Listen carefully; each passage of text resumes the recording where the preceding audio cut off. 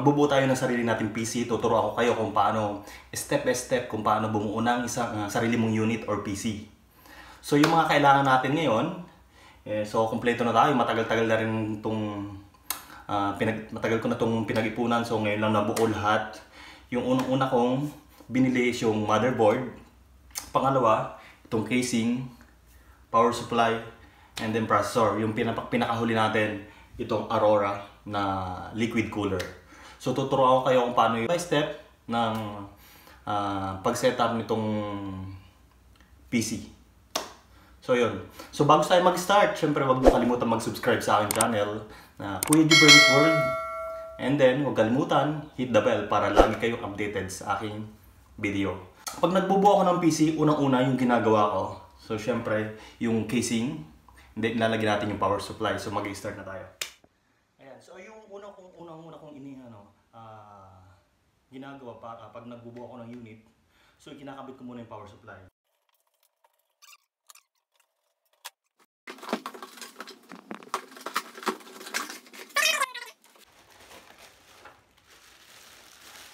And then yung power supply. And then yung manual natin. So itabi na natin. So kakabit na natin i-start yung power supply sa casing.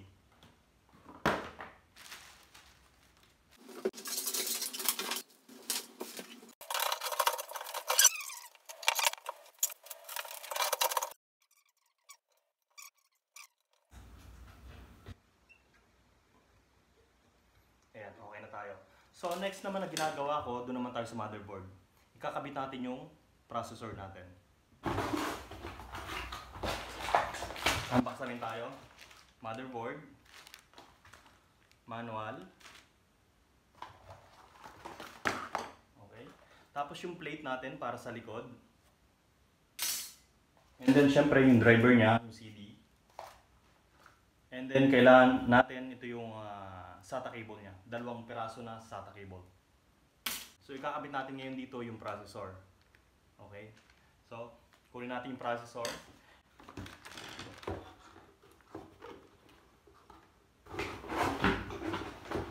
Ito yung processor natin.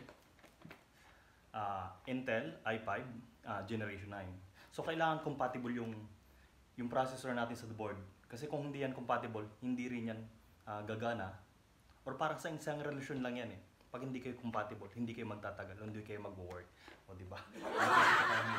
So yung kailangan natin is Generation 9. So compatible tayo sa motherboard natin. So ito yun, buksan na natin. So ayan, eto na. Yung processor natin.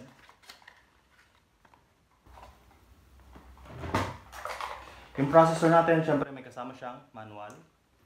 And then, yung heatsink niya, at saka yung pan niya, andito rin. And then yung processor. Ito yung processor. Ito yung processor natin. So, ipapakita ko sa inyo yung heatsink. Ayan. Ito yung heatsink natin. Hindi na natin ito magagamit kasi papalitan natin ngayon ng liquid cooler. So, itatabi na lang natin to. Para kung sakali naman, bumuli tayo ng PC, yan, pwede natin ito magamit. So, i-start natin kabit ng processor. So, paano ba magkabit ng processor? So, ang unang-una natin gagawin, kailangan itong lock na to, kailangan natin itong iangat. So, i-slide natin sa pababa, and then, hanggang matanggal yung pagkakasabit niya doon sa lock, and then, i-up natin. Yan, diretso na yan. Ito yung processor natin. May palatandaan ang processor. So, yung pinakang pin niya na yung pin 1 niya, mapapansin nyo, ayan, may triangle siya doon sa side, sa pinakang corner niya. So, sa board, may makikita rin kayo rito, dito na triangle dito sa board. So, nandito yan. So, dito natin ikakabit. Yung triangle niya, doon din itatapat natin sa triangle. So, hindi kailangan natin itong masyadong mabigat yung kamay nyo. So, kailangan lang ipatong nyo lang or tapos try yung i-wiggle ng konti para talagang swak na swak yung processor natin dun sa slot. Lalak na natin. Ayan. Ayan. Ganun din, kung paano nyo tinanggal yung cover, ganun nyo rin ibabalik. So, and then, yung pinakang cover niya sa ibabaw, Ayun, automatic siya matatanggal pag sinarado nyo siya. And then, pwede na natin ngayon ikabit yung ating memory. Ayan, ito yung memory natin na 16 GB Transcend. So, ito lang yung kinakaya na natin, yung Transcend. So, ito muna yung ikakabit natin. Ito yung memory natin. So, ang memory naman, hindi yan papasok kung hindi magpipit or magtatama yung pinakang slot niya. Ayan, yung slot niya dito sa gitna. Mas maikli rito sa may bandang kaliwa and then mas mahaba dun sa kanan. So, ganun yung gagawin natin. Isasalpak natin dito sa memory slot. So, i-unlock nyo muna bawat dulo ng memory slot nyo. So, at saka natin siya ipapasok. Tapos, i-press lang natin siya hanggang mag-lock siya or marinig yung click. Ayan, okay. Okay. So, naka-install na yung memory natin. And then, meron din ako ngayon na SSD. So, available din sa board natin. Pwede natin siyang lagyan ng SSD on board. So, ayan. Ito yung SSD natin na 250 GB. So, ayan. Tapos, ang SSD natin, pwede natin siyang lagyan ng heatsink. Kakabit muna natin yung heatsink dito sa SSD natin. Ito yung SSD na binili ko para dito sa SSD natin. So, unbox natin. Ayun. So, eto na yon. Okay. So, kailangan din natin to idikit. Natin yung SSD natin. So, yung SSD natin, may kasama rin siyang, ayan, manual. Okay, SSD. Ito na yung SSD natin. So, ayan.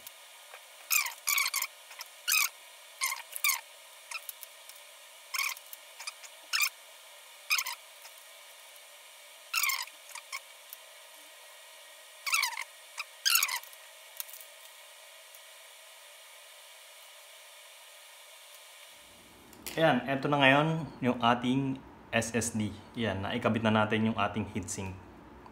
So, ayan na yun. Ayan na yung itsura. Paano mag-install ng SSD? Ayan. Para lang ito sa memory ng laptop. So, kailangan naka-slant pa, naka-konti pa ng pataas ng konti. And then, saka natin ipapasok. And then, pasok. Okay. And then, saka natin ibababa ngayon. So, kailangan swak siya doon sa pinakang lock niya doon sa dulo. Yun. Okay na. So, naikabit na natin ngayon yung SSD natin na may kasamang heatsink. Ito na yun. So, next process natin ngayon. So, yung gagawin natin, ikakabit natin ngayon yung pinakang base nung liquid cooler natin, yung connector para dito sa board. So, hindi na, mas maganda kasing gawin yun habang nandito pa sa labas yung motherboard natin hanggang di pa nakabit doon sa casing. Ito yung liquid cooler natin. Manual.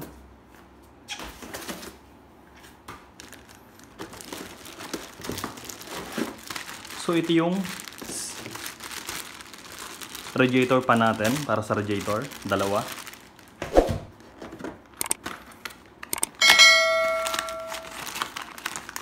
And then, yung remote control. And then, yung para sa ilaw niya.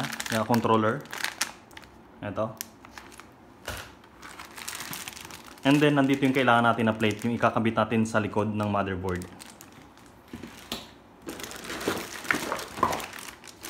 Tapos, syempre, ito na yung radiator natin.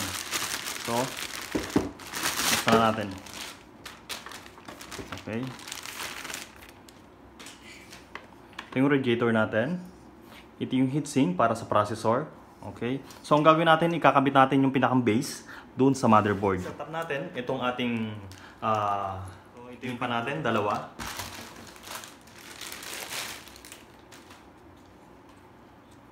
So, ayan. Eto.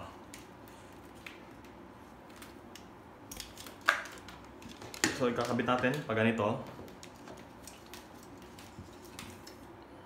Okay. Tapos, kailangan natin i-screw. So, kailangan natin yung 8 piraso na screw.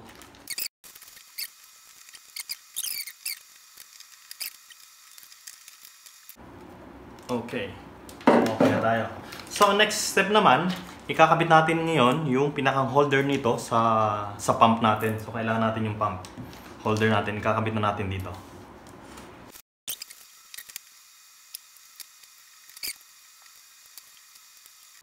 Ayan, okay na yung liquid cooler natin, naka-setup na. So ang gagawin naman natin ngayon, ikakabit natin yung plate doon sa motherboard. And then, ito yung plate para sa likod. So kailangan natin indicate natin tong pinakang sticker niya dito sa likod. Ayan. So ikakabit natin to dito.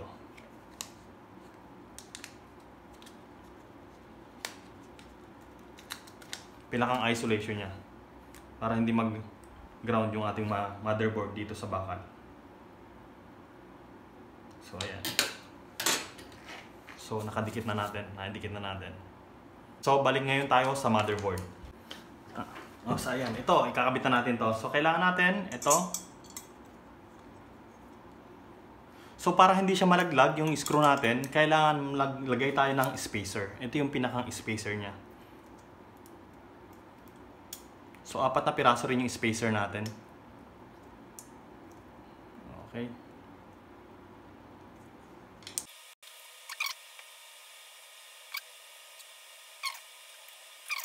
Okay, yan na. So ngayon, ikabit na natin sa likod ng motherboard.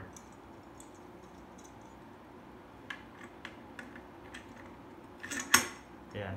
Sakto-sakto yung pit niya. Tignan natin siya ngayong baliktarin yung motherboard. Okay. So, syempre, itong pinakang spacer dito sa ibabaw.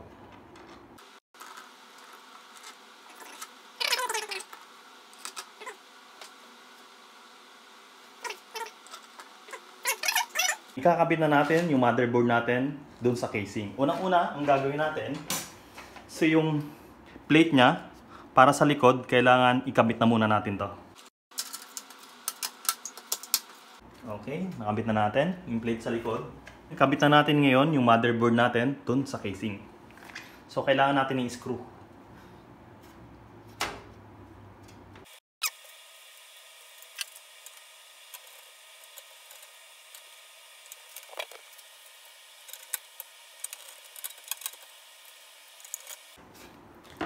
Ayan, so naikabit na natin ngayon yung ating motherboard sa casing. So ang gagawin ko ngayon, ikakabit ko na ngayon yung ating radiator. Kabit na natin ngayon dyan yung radiator. So tanggalin natin yung cover dito sa ibabaw para maikabit na natin. So ayan. So ready na tayo. Kabit na natin itong pinaka-radiator natin.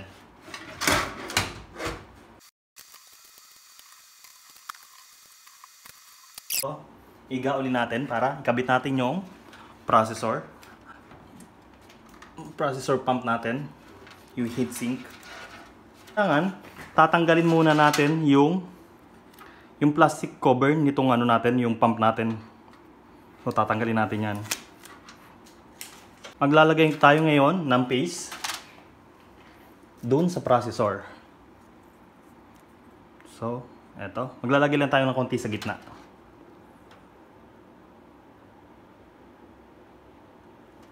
Ayan. Kunting amount lang para hindi siya lumabas pag naikabit na natin yung pump natin, hindi lalabas yung paste do sa gilid. So ipopwesto na natin yung pump natin.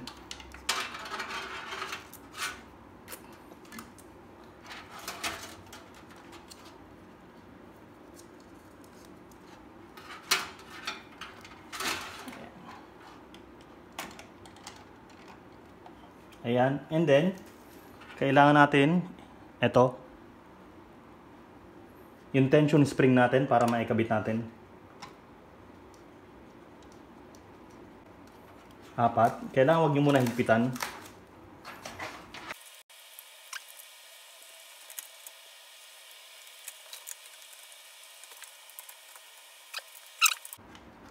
Ayan, so naikabit na natin ngayon.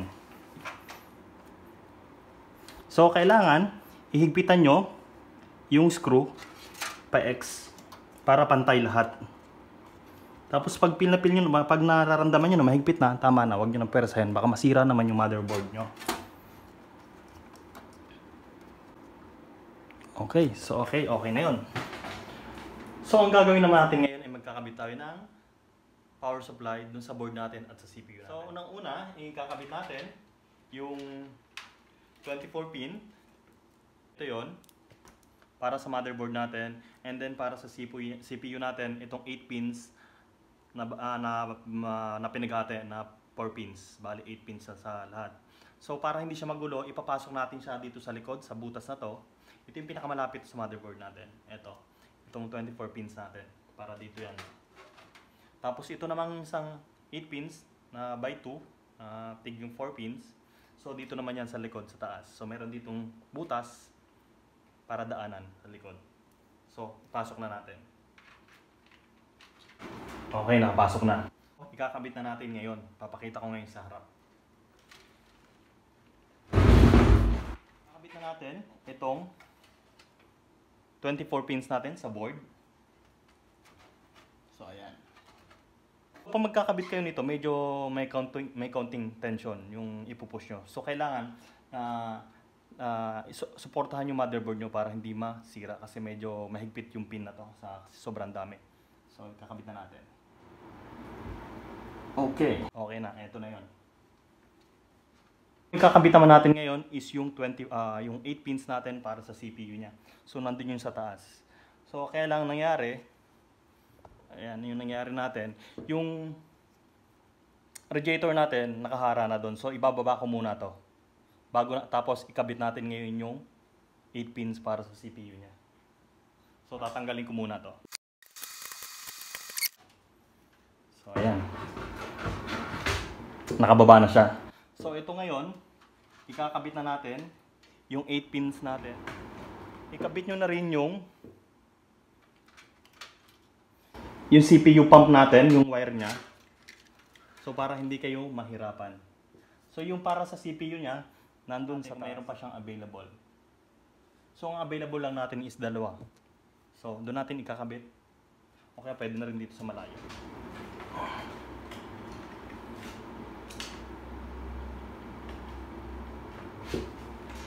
So ayan. So okay na. So itong natitirang wire naman para to sa ilaw ng CPU pump natin. Ito yung pinakang isa ilaw lang para dito. So pwede na natin ikabit ngayon yung ating liquid cooler dito sa taas. Ikabit na natin yung 8 pins natin. So ikabit na natin to sa taas ulit. Ibalik na natin sa dati.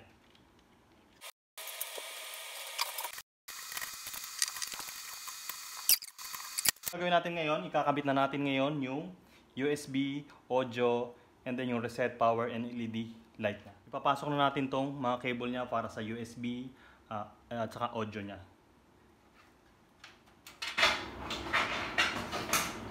So unang-una, ikakabit natin itong audio dito sa bandang dulo. And then sumunod yung USB.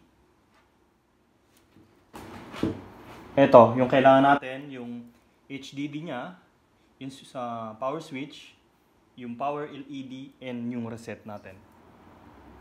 Ayan, so ikakabit na natin ngayon yung unang-una, ikakabit natin yung power LED niya.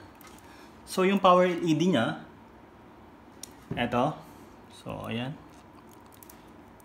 So yung kakabitan natin, itong dalawang pin sa taas, ayan, yung power niya. Ayan. So, sasaksakan na natin. Una, yung positive natin, nandito. Tapos yung sumunod, yung negative niya. Okay. Tapos yung sumunod naman, HDD. Hanapin natin yung HDD. So, ito yung HDD natin. Kakabit natin dun sa baba ng power LED. Meron din tong positive, negative. Yung positive nandito sa left side, tapos yung negative nandito sa right side. O, saksak na natin. Yung sumunod dito, isasaksak natin yung power niya. Power switch. Kahit magkabaliktad na yung power switch natin, okay lang. Walang positive, negative dyan. Okay. Tapos munod yung reset. So, ayan na. Tapos yung available na pin naman dito, ito speaker sa taas. Okay. Kabit natin yung 3.0 dito sa taas. Ito, yung slot niya. Ito yung kakabit natin. Saksak na natin. 3.0. Okay. So, ayan na. Tapos, pwede na rin natin ikabit ngayon dito yung SATA cable natin. Dito na rin natin padadaanin sa likod. Para sa hard disk natin, isa lang muna ikabit natin kasi isa pa lang yung available natin na hard disk. Ayan. So yan. So yan, ganyan pakagulo yung likod natin. So i-wire natin ng maayos yan. So yung ikakabitan natin ng hard drive, so nandito sa likod. So ito yon, nandito sa baba. So yan, sa baba.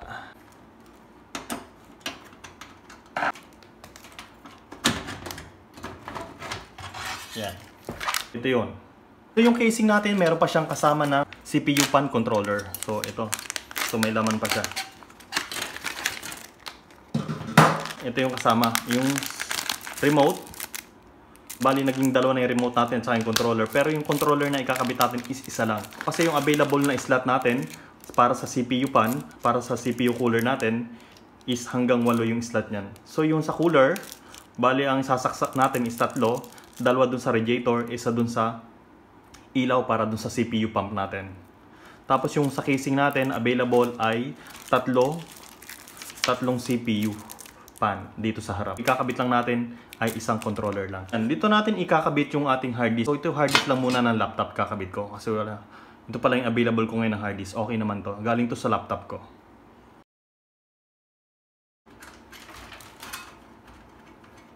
Kakabit tayo ngayon ng wire para sa hard disk natin. Kakabit na natin ngayon itong ating SATA cable dun sa ating hard disk. Okay, nakabit na. And then kailangan natin ng supply para dun sa HDD natin. Okay. Okay, so nakikabit na. Okay, nakabit naman natin yung ating video card. Tanggalin muna natin tong screw. Cover sa likod. Okay. And then, yung cover para dun sa video card natin.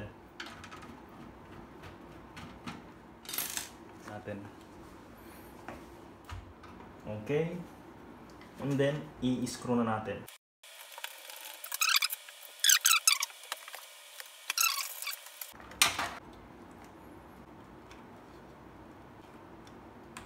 Okay. Yan na yung cable natin ngayon. Kita natin siya ng cable tie. Okay. Una yung ating CPU. Tapos na tayo. Amazing! Ayan, so ang gagawin naman natin ngayon, ikakabit natin ngayon yung mga CPU pan natin. Unang-una, ikakabit natin tong ating CPU pan controller. At saka dito na rin natin kakabit yung para dun sa CPU pump natin na ilaw, na LED. So, kabit natin to dito sa gilid ng power supply para hindi siya dumikit dun sa casing natin sa likod. Tapos yung mga ilaw naman nito at saka yung speed, meron siyang remote para dun nyo makokontrol yung ilaw at saka yung speed, yung gusto nyong RGB na ilaw. Okay. So meron siyang magic tape sa likod. So ikakabit natin siya dito sa likod ng power supply. And then tanggalin na natin yung double adhesive tape niya. So ikakabit na natin siya dito sa likod. So ayan. Tapos pwede nyo rin siyang tanggalin kasi meron siyang magic tape. Ayan, naka-magic tape siya. Ayan, yung magic tape natin nakadikit na siya sa likod. Tapos ikabit na natin yung tatlong CPU pa natin sa harap. Ito. Natin siya sa 5, 6, and 7. Ayan, kabit na natin. 5. Yung 5 natin is nasa baba. Oh, kahit magkapalit lang mo to, okay lang. 6, 6, and 7.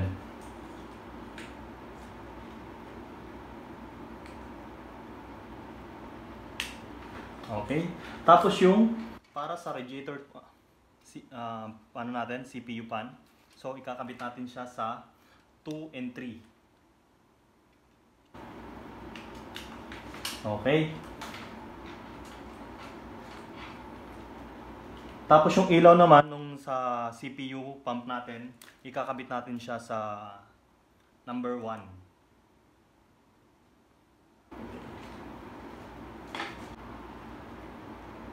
Okay. So nakakabit na siya sa number 1. So pwede natin idikit ngayon to dito sa may power supply, doon sa kinabitan natin ng magic tape. Okay. So tapos yung excess nating wire, ilalagyan na siya natin nating cable tie, tapos itago na lang natin sa ilalim para hindi siya masyado makalat. Kasi hindi na rin naman natin siya magagamit kasi wala na siyang tayo pagsasaksakan or hard disk. Okay, hindi na rin naman uso yung CD-ROM. So puro USB na lang yung sa panahon ngayon. Hindi pa pala natin nakakabit yung power supply ng controller. So maghahanap tayo ng power supply. Ito yon. Hindi naman siya papasok pag mali. Pag baliktad or baliktad. So saksak na natin.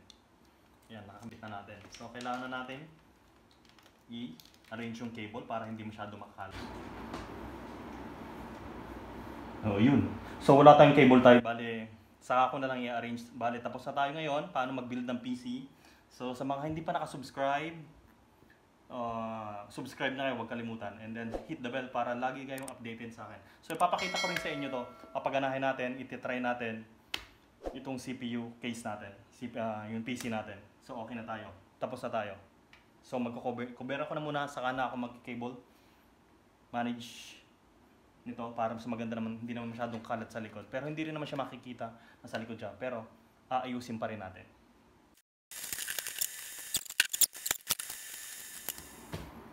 So ayan, gagawin natin ngayon, i-testing na natin yung ating binuong CPU.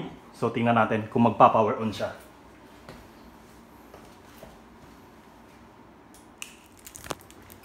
So ayan. So yung ilaw ng ating CPU pump, RGB.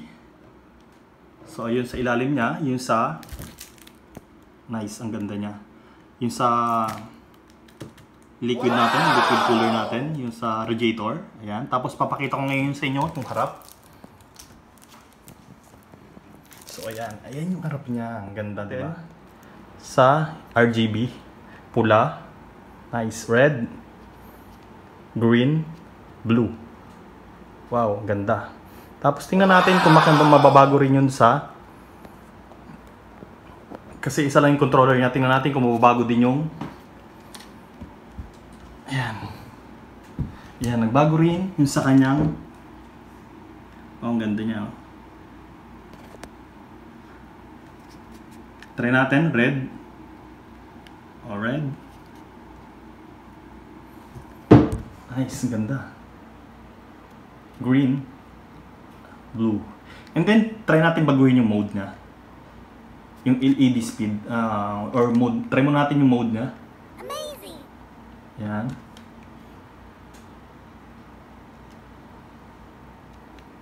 Wow, mas maganda kulay niya. Amazing! Synchronous motherboard. Off, on. And then blink, ayan, nagbi-blink. Yung parang ano niya, piglat niya. Tapos try natin itong isa. Okay. Rainbow. Mas maganda to. Nice. So, ayan na. Yung ating CPU case. Okay. So, ayan na. Ayan na yung ating CPU case. Nice. Ito yung loob niya.